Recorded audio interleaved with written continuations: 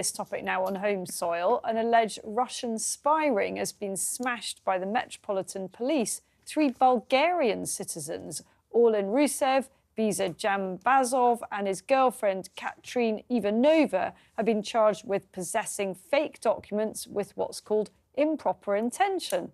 They're accused of posing as journalists to carry out surveillance on targets in London and across Europe. They're arrested following raids in London and Great Yarmouth in February.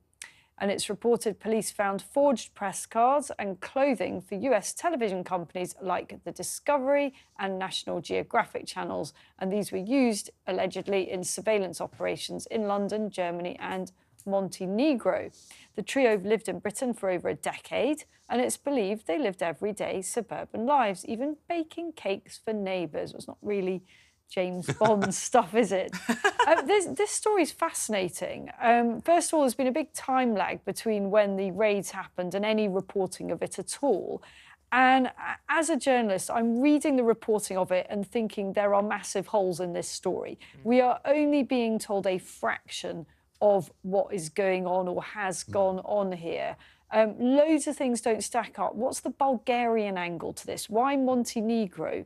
But the thing I kind of love about the story, and these are just allegations at the moment, there's a court case to come, is this aspect of them living ordinary suburban lives. And it is the classic, in a sense, the way that spying operates. You know, so often you get these cases of, you know, the little old lady that everyone thought was just a tea lady, and actually, in fact, is some really quite high-level operative. Well, sorry. I mean, so it's a lot yet to come out. But if these individuals are being tried under the Official Secrets Act, which there is that suggestion, then it may be that we hear very little of the inside story, because those cases are not usually held in open court. So I was just surprised that the country was so surprised that we potentially have spies over it from Russia, because presumably, of course we do. Of course, the spies here. And I'm sure, I presume, that we have spies of our own in other countries.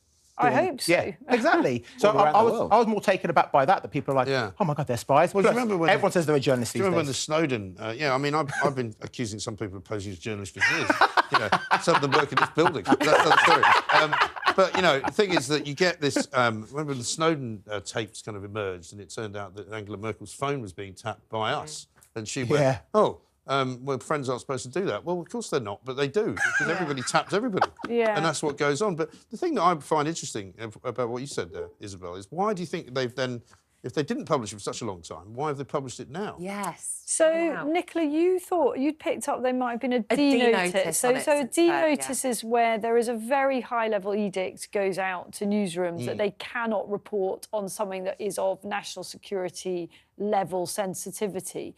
So a classic one was when Prince Harry went to Afghanistan. There was a huge D-notice on that. I remember as a reporter on the Sunday Times at the time, and we couldn't say anything about it. Very frustrating for journalists. It tends to be attached to an absolutely brilliant story, and you can't write it. So I wonder, I wasn't aware of a D-notice, but I wonder whether a D-notice may, or parts of a D-notice may have just been lifted. Yeah, but again, why, I wonder? But I think that, you know, the thing about this story is that we're talking about 3 operatives, and we've seen some extraordinary things take place on our soil. So we've seen attacks in Salisbury, in Piccadilly.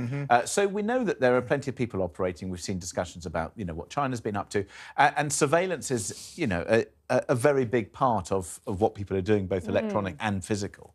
And I don't know, maybe it's being put out there to try and convince us that the Met Police is actually able of doing something, you know, to do with their job on the basis that they have the most extraordinary part of the story. Exactly, that they've actually managed to catch somebody. Spies, I was listening to guys. I was listening to a defence expert yesterday who was saying that in light of 9/11, so much of our defence spending was taken away from the Russian and Chinese threat and pumped into the so-called Islamist terrorism threat, that these kind of things have been overlooked for, you know, 20 years. And I used to go to a lot of defence conferences when I was writing a book on the armed forces, and it was remarkable how many Chinese were at these events. Now, if you turn the tables and imagine us turning up to a Chinese defence conference in which the Chinese state machinery was heavily present. I mean, these were conferences at which there were UK defence ministers, you know, heavily represented by top officials from our own armed forces. No way would the Chinese be letting the British into that. You know, I think we're naive about a lot of this stuff. I agree. Right. The other thing people say